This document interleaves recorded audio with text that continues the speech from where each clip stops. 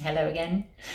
Um, I've been told that when you do a fundraiser, that it's important that you do a short introduction into what you're planning to fundraise for and the story behind the fundraiser, etc., etc. So most people who know me know that I chat, so I'm trying to keep this short and sweet. And the only way I've been able to do it is to actually write a poem. Well, I tried to write a script, but actually writing a poem just seemed to come out better. So I'm not a poet, so bear with me. And Rebecca has heard it and okayed it, so that's a good thing. Okay, so here we go. Let's try and keep it under 3 minutes. It was 10 short days to Christmas, just 7 months ago, when David made a phone call and I went out in the snow. 24 hours later, and my mum arrived and said, "She's had what I had, hasn't she?" Her eyes were awash with dread. A torturous relived nightmare, a gut-wrenching place I'd been since Mum's survived experience in November 2013. A graft, a bypass, life support, her chest cut open wide. The surgeons worked their magic as the day grew dark outside. She crashed, a pulse, and on, her body frail and weak. She lay there broken, night to day, the prognosis looking bleak. Then 2 days before Christmas, the phone rang in the night.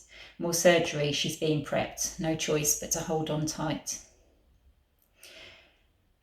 Emergency and urgency, I felt my own heart thud. Reports that no one wants to hear, no flow, no pulse, no blood.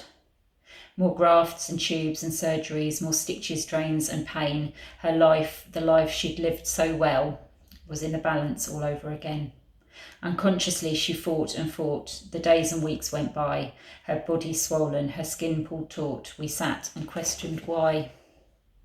We tag-teamed to be with her as she started to adjust. December, January, February, small improvements, we started to trust.